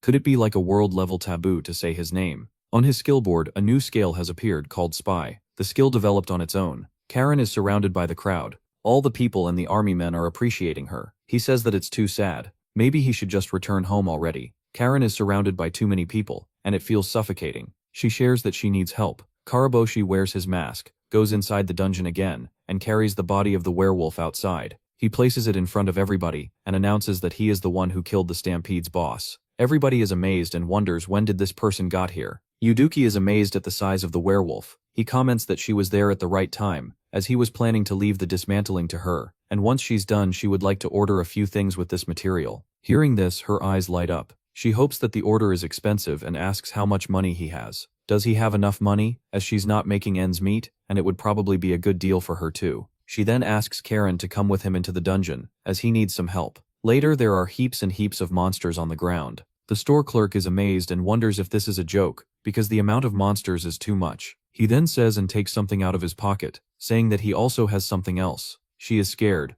What does he have to give now? He takes out a coupon that he received upon becoming an adventurer, with which he can get 5% more discount. At Shinjuku Station he learns the reason for the failure of the subjugation of the stampede that night. The area around the station was occupied by monsters. Despite the great adventurers there, they failed. It was due to a series of misfortunes. One was the absence of Japan's maximum military might, Masatsugu. Another was the simultaneous appearance of monsters in 63 locations, and the fact that the monsters were all middle level, along with the sudden disappearance of Masatsugu's replacement Bacon. In the blink of an eye the news spread across Japan, and Japan fell into shock and despair. As a result, other adventurers fled to save their lives. Shinjuku had fallen. The next day, as Karaboshi is reading some blogs on his device, Karan mentions that it must be hard reading about the fall of Shinjuku. She wonders what will happen to Japan. He shares that Masatsugu mentioned in his blog about the Shinjuku recapture operation. He is the top ranker, and he thinks he'll be okay, even though he himself really cares. But there is no way they can go to Shinjuku. With their level they can't really be of any help. Karan agrees. So the first thing they need to do is that both of them need to be stronger. They enter the dungeon again at level 4, fighting the potato monster. Karaboshi thinks fighting potato monsters like this is an easy win. Karan disagrees. She calls him inhuman. She comments that she was being rude, but if she looks at where the firing of the potato plant is pointing, she can do it. It's all about the timing. He says that he understands if it is too much for her. She gets offended and says that she'll do it. Then she says let's see what she has got. She gets up and attacks the flower right in the center. She's ready to show off what she can do if she tries. The potato plant is in pieces. She is proud of herself and asks what he thinks. He is disappointed at what she has done. She killed the potato plant before he shot anything, and this way they won't get any potatoes. He picks up the remains of the plant and mourns for his potatoes. She tries to calm him down, saying that he can always get more when he gets back here. He's angry, saying that when one wastes food like that, the ghost of the food will haunt her. She is annoyed and says he can make a vegetable garden with potato plants, so he should cheer up and raise them at home. Something clicks in his head. That's it. He says that night he collected all the plants and start replanting. He never thought of producing potatoes, but Karen is really smart. The soil needed to grow is prepared for now. He just has to wait and see. The next morning when he wakes up, all the plants are dead. He says he can't understand it. Maybe they can't live outside the dungeon after all. One of the plants is barely alive. He wonders how he can help it. The plant indicates the jar, pointing his leaf towards it. He brings the jar closer, and the plant takes out the stone, keeps it in the soil, and begins to bloom. He understands that the potato stone is an item from the boss and that it's from inside the dungeon. They just need more nutrients from inside the dungeon. The plant waves. He's amazed that the plant can understand what he is saying. He did not expect that he could communicate with plants. He asks if it has a name. It says no. He decides that since it is a special moment, he should name the plant. Since it is a potato plant, he calls it Spuddy, but the plant refuses. It gives more options, which are potato derivatives, but the plant disagrees. At the end he suggests Rhea from Greek mythology, the god Rhea, the land of everything. He thinks this is what she likes. He apologizes to the plant for bringing it here. He shares that the real reason was that he wanted to produce potatoes. The plant attacks him with one of the potatoes, but it is not fresh. He's upset. He understands that she can't make fresh potatoes anymore. He says he'll take responsibility, and that it is his fault. He apologizes to the plant. Later that same day when they are in the dungeon, Karen asks him if they can take a break, as they have been hunting for more than 2 hours. He replies no, he's not taking a break, as he's not tired. Karen notices that his mind is somewhere else, and she hopes he does not forget to support her in every combat. She asks if something is worrying him and if she can be of any help. He's inspecting the soil and wondering what would happen if soil from the dungeon was sold in the market. If placed closer to the dungeon, it would recover its original composition. Now that he has to take responsibility for the plant, he thinks it will end up dry. This dungeon does not have water. He has to give it back to the dungeon at this moment. She does not understand what he is murmuring while looking at the soil. She thinks it is something serious. As they move out of the dungeon, he wants to go back home, but Karen is worried about him. She thought of him as a strong person, but now she thinks she was wrong. He went on the stampede alone. He said it was reasonable to fight for hours non-stop, but she thinks he's missing something and acting strange today. As she follows him back to his house, she hears something weird. He is talking to somebody named Rhea and asking it to put a little bit in. She is confused. Was he living with his girlfriend? Maybe they were doing something private, but in reality he was just requesting the plant to get a little bit of manure, but she was against it. Karen imagines something completely else and is shocked on the ground even thinking about it. The dungeon defeating wiki website shows a lot of people chatting amongst themselves. Some want to ask if Mastasugu-san has already arrived. Another person comments that they don't know. There is no further news that they have Meikulto, as they started moving on Old Swan, so it might take some time. Another asks if they managed to gather adventurers for a recovery operation. If Mastasugu is there, then he can also participate. He shares that he has no idea, as first of all, the place is full of hardcore people. They may not want to mobilize as a group to prevent their secrets from leaking out. The other person seems confused. Seriously, is it because they don't want us to expose their secrets? Is this really the situation where they can think like this? If team magic tools or spiritual powers were to leak, it would be some serious news. And other comments.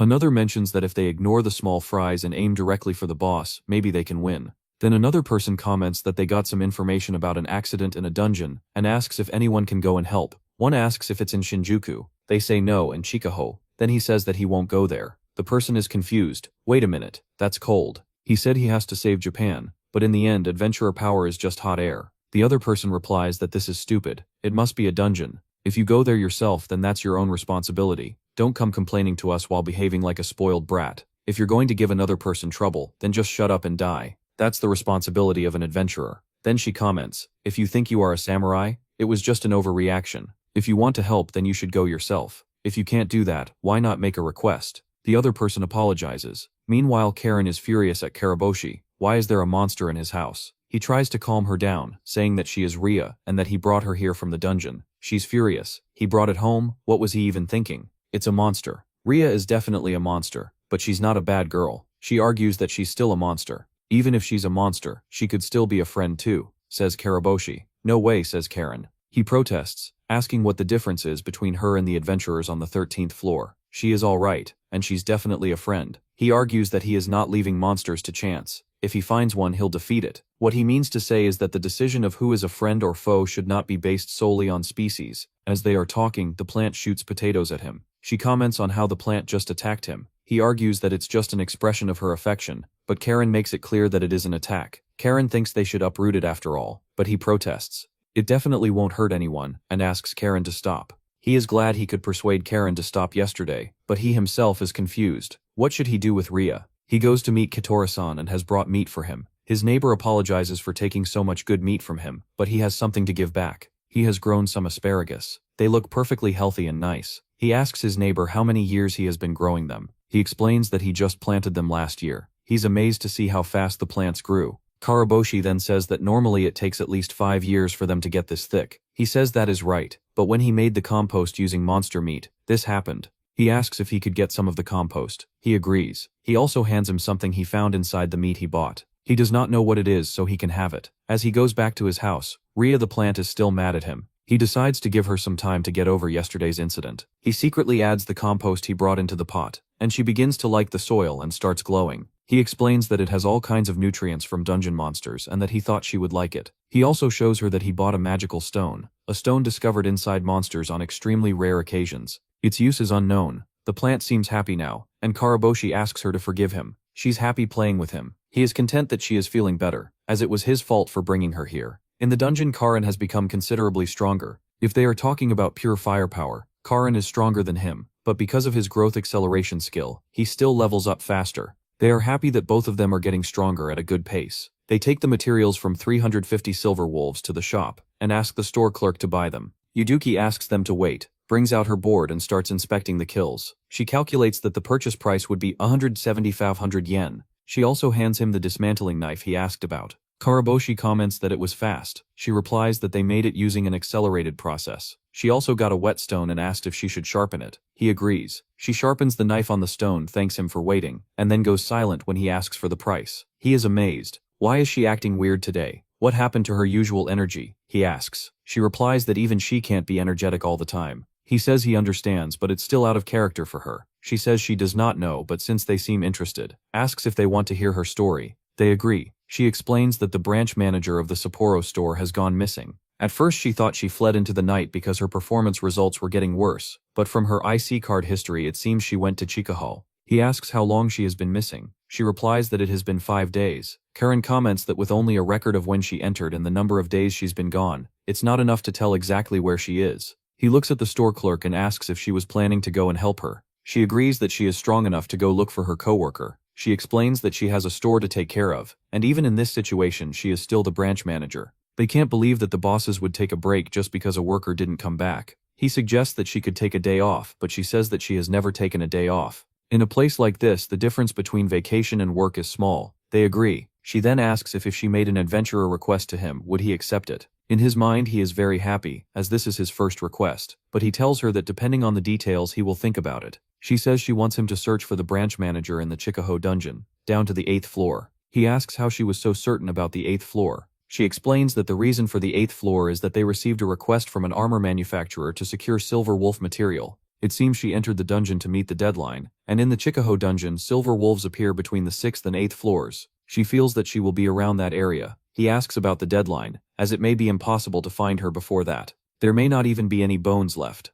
Searching is not one of his strong points, and he wonders if he is even the right one for the job. She says she believes in him, and that he is the right one for the job. She gives him a deadline of about a month. Her coworker has a magic bag, and thinks she would be prepared to stay that long if needed. He pauses and says that the deal is no good after all. Yuduki is disappointed. He explains that he has circumstances that won't allow him to leave his house no matter what. He is thinking about Ria. The store clerk comments that adventurers are all selfish. They talk about helping others and rescuing Japan, but then disappear and ignore other adventurers in trouble. He responds that if she knows someone is in trouble, why isn't she trying to get help closer by? If she really wants to save her, she should ask adventurers in Sapporo. Karen asks Karaboshi if it is because of her that he can't leave the house. Then she asks why he does not just bring her along. She is in a flower pot after all. He asks if that would really be alright. Isn't she a monster? Karen agrees she wasn't sure at first, but since he says it's alright she believes him because they are partners. The store clerk is suffering, and she can sense it. Karaboshi places his hand over Karen's head and says he will accept the request. She is happy, but he mentions that she has to pay the request fee and the rescue fee. She agrees and says she will pay 300,000 yen now, and another 200,000 after he succeeds. If he does it in one day, the total will be 500,000 yen.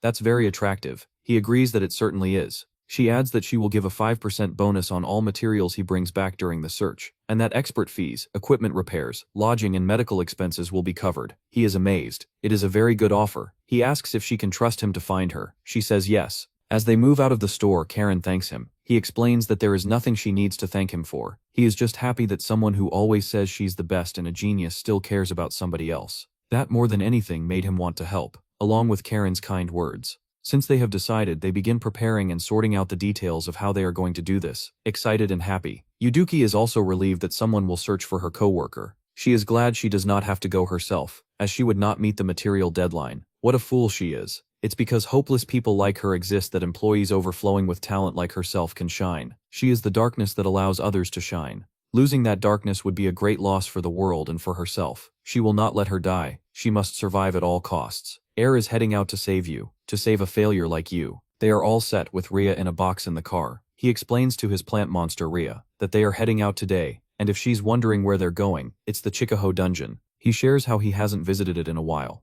As Karen sits in the car, Ria and Karen exchange silent hostile eye contact. Karen says that the wolves mainly appear on the 6th and 7th floors of the dungeon, so it shouldn't be too much trouble. He agrees, but he adds that things could be different starting from the 6th floor. He shares that there seem to be traps, things like pitfalls. They're not enough to kill someone, but they would be a problem if they got stuck while monsters attacked at the same time. The difficulty increases, almost like a game tutorial. Karen commented, "If you look at it from the dungeon's perspective, it makes sense. There's no way the dungeon exists just to kill people. It has no motive to invite people otherwise." He adds, he really wants to rush and search, but decides they should take it easy for now. Karen asks how long it would take to reach the 8th floor. The word on the street is that it takes about a month. Ria also asks if they'll be able to make it in time. He replies that they have to, no matter what. While traveling by car, they arrive at the hotel he stayed at earlier. Karen suggests that they stop by the Black Dragon Caravan, a shop that sells many things. He's excited to see what they have. Now that stigma has declined,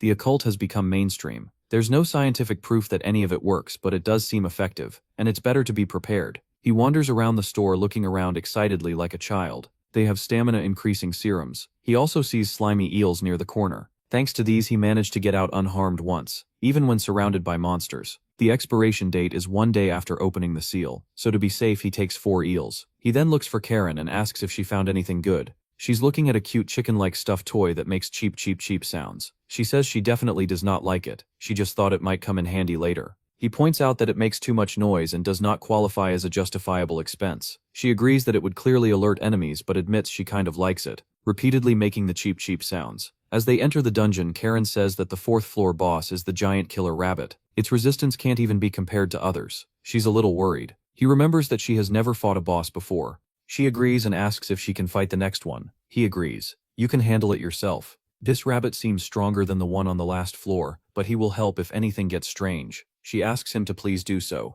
Karen's magic increases with concentration. This attack feels far stronger than any of his, he wonders. He suggests assigning skill points before going to the 6th floor. As he opens his skill chart, he notices Ria's skill points as well. She's at level H, and she's growing fast. Before he finishes, Karen has already destroyed the monster. You did it, Karen, he says proudly. She says she did, but something feels strange. She feels weird, like she can see more clearly, even better than before. He tells her that if something happens she should say it. He won't get mad. She says she leveled up and gained sharper senses. He's happy. There seems to be no problem. She wonders if the boss-level monster dropped an item. He notices that she has acquired a detection skill. It's not only her sight that's changing. Her detection skill also gained a point last night. Small gaps under their feet, the form and texture of the walls. If one pays attention, they can understand them clearly. As they move from the 5th floor to the 6th floor, he knows this detection skill will be useful in unknown areas. There are a lot of weeds growing on the 6th floor. Karen agrees they should investigate. She is gradually getting better. Karen warns him that something is coming. He notices it too, but detection activates faster. They won't get lost. She's right. Silver wolves are approaching. They both attack the wolves. He explains that there's no difference between these silver wolves and the ones in the dungeon garage. Karen asks if they should proceed to the 7th floor. He says no, not yet.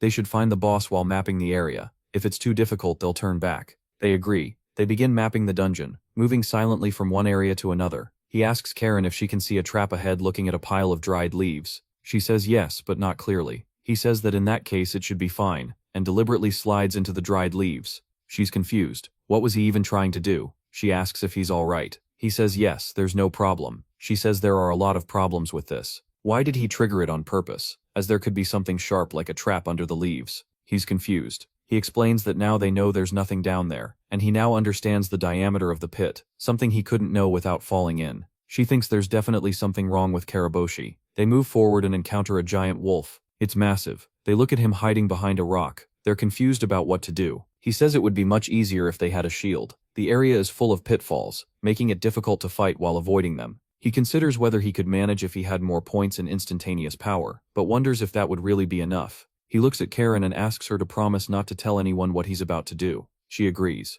Alright, they get Ria out of the magic box. Ria has 8 skill points. He does not know what treasure house means, but it's worth a try. He asks Ria if she can use the magical jar to throw potato stones, but Ria is furious as she was stuck in a cramped place. He apologizes for keeping her in such a cramped space. She's cranky. He asks if she can take the stones from the jar. She indicates that she can. He explains that when he will signal her, she is supposed to shoot the boss with everything she has got. If something happens, they'll cover it. They do a countdown 3 to 1. Ria begins bombing the boss with potato stones from the jar. Even though she's less than a year old, she's incredibly strong. He thinks about how powerful his adoptive daughter has become. Karen is confused. She wasn't this strong before. How did she grow up so quickly? He calls Karen over and shows her the screen. This is his secret. He has a magic tool that can unlock the latent potential of others. If the world found out, the consequences would be terrifying. That's why he has kept it secret. He is only telling her this because it's Karen. She blushes, clearly happy as he has given her such importance in his life. She asks if he can see her skill tree and magic power too. He asks if she wants to see it. She says yes, and asks him to put all the points into magic power. He warns her not to put everything in. Her senses might change too much, but does as she asks. She feels overwhelmingly strong and declares she'll defeat the next floor's boss. He tells her not to rush and that they should move steadily while she gets used to the sudden changes. Soon 3 bosses from the 7th floor appear simultaneously. Karen defeats them instantly. He suggested that she should only kill Small Fry before, as she can't fully control her power. She apologizes. He is worried she might get him killed. They head back, both exhausted. It's already 6 p.m. They've been inside for over 5 hours and still have no clue about Oiso-san. The possibility that she's below the 7th floor grows stronger. Karen says they haven't found her yet. He assures her they shouldn't rush. If they want to reach the 8th floor, they need to lay a proper foundation so the treasure does not turn into a mummy. They go out for armor shop. A person apologizes for the wait and confirms the order. He shows the total and asks if it's acceptable, then adds service charges, and he asks them to split it between the team. The total is 46,305 yen. The store clerk explains that the ordered items are complete and that they should stop by the armor shop next door. At the armor store, the clerk welcomes them warmly. He's surprised that they know his name and even his handle. She explains she heard it from Yuduki. She said that if a pervert in a mask appears, he's her subordinate and should be treated politely. She adds that she and hers are enemies who fight over money. He also corrects that he is neither Yudumi's subordinate nor her friend. She says she knows very well, and even if she's far away, she'll always be his senpai.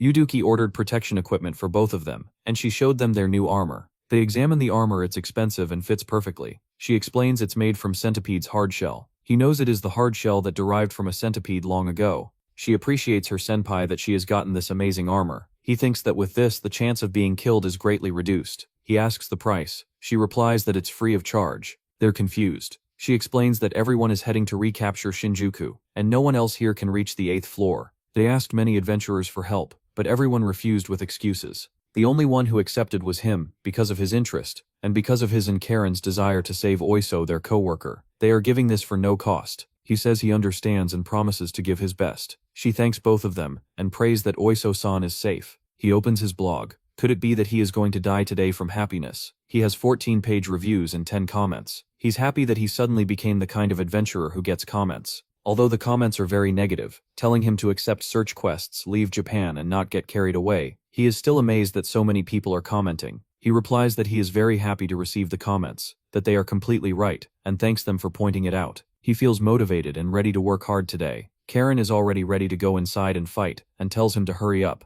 She says that he has gotten too strong and she's the one doing all the hard work, while he's getting no chance to do anything. He comments that does not she think the attack area was a little too wide. She does not listen and says that he should leave the attacking to her. Supporting people is one of his strong points anyway. She's very motivated, so he thinks it's fine. She wonders how he can stay so calm even when people badmouth him on his blog. He's always calm and incredible. If it were her, she would be very depressed. She knows he didn't do anything to deserve so much insult. He's a little weird but a good person. That's why she wants to help him this time, to repay the favor of him helping her with his magic, which made her this strong. He comments that Karen can lower the heat a little bit. As they sit down to eat, they confirm that the 7th floor boss was also a big wolf. There are no traces of Oiso-san there, so there's no other option. They have to move to the 8th floor. On the 8th floor there are a lot of plants and weeds, and the ceiling height changes layer after layer. It's mysterious. The grass obstructs the field of vision, making it hard to see where to stand. It's good for hiding but bad for searching. There are traps as well. It seems this is going to take a lot of time.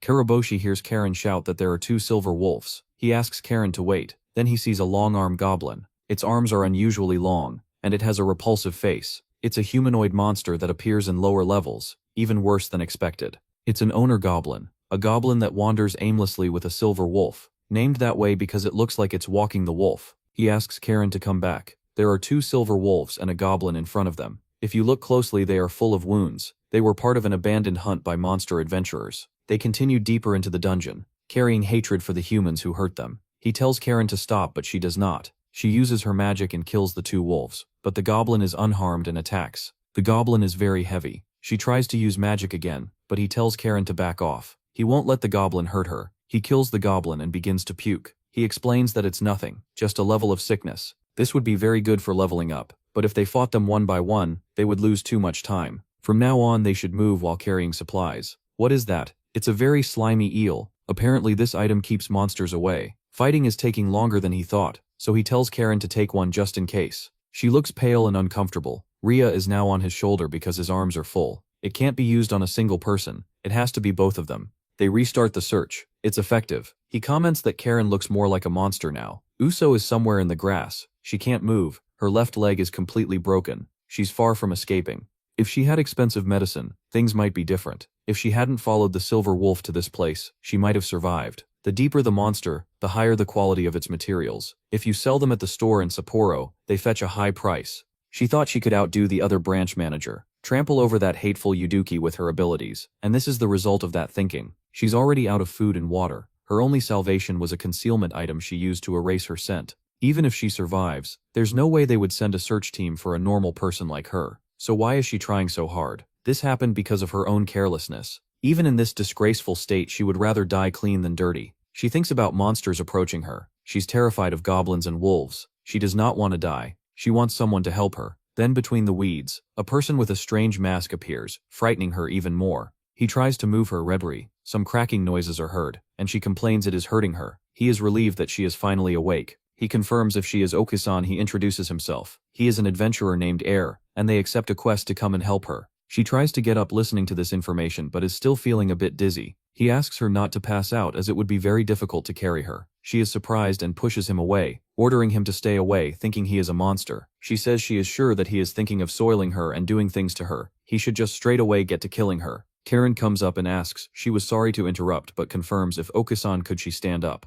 She is amazed to see a young girl along with the monster. Karaboshi introduces her as Karen, and explains how they both accepted the quest to come and rescue her. She is amused a quest for her. He confirms that yes, the employees at Ichibog waiting for her. Safe return. She then informs them about her leg, but she realizes that it has healed. Karen confirmed that she used restoration medicine and it did all the work. She tries to get up and confirms that she can walk by herself. She is grateful and thanked them as they even healed her leg. She can't thank them enough. He says that she really wanted to thank someone, then she should thank her company as they paid for everything, but she still wanted to thank them. They are all ready to leave. He also hands her an eel, and asks her to take it just in case she is also appalled by the slimy eel like Karen. As they are moving, they see a gate Eikreither, the device that allows one to travel between floors in the dungeon. It's only possible to go floors directly above or below. That one was in. If they use the gate, they'll be on the surface in no time. Uso agreed. Suddenly Karen is attacked, and the party of 3 has reappeared. He looks at Karaboshi commenting, it has been a long time since they have seen the masked bastard. They have already attacked Karen. She lies on the ground not moving. As he takes out his dagger, Haruya is ready with his arrow targeting Karen. Shikama announces, if he even moves a muscle he will not hesitate in killing Karen. They shared how they told everyone to not sell material to that store, and they followed along. Once they used Masatsugu's name, he thought that they would have another store come and collect the material, but to think Uso herself would come down to get them is weird. She is furious. Was this the reason that there were less people selling material to them? The 3 of them started laughing as it took this much time for her to realize this. She shared how they even hurt and released some monsters so adventurers could kill them easily. They asked her to shut up. These guys were here while Masatsugu-san was helping somewhere else. He asked why they were doing so and what their purpose was. Shikama asked, is he gonna make him say it? He is just doing this for fun. They mocked them in public and this is a revenge against them and Masatsugu. The store clerk shouted, this is ridiculous, they think they will get away with this. What do you mean get away with it? We haven't done anything wrong. She highlights, if she reports this, they lose adventure certification. They mocked her and what makes her think that she will get out of there alive? Lars asked, since Shikama as they are already out, can they do both of them? He is disappointed. He only think of one thing.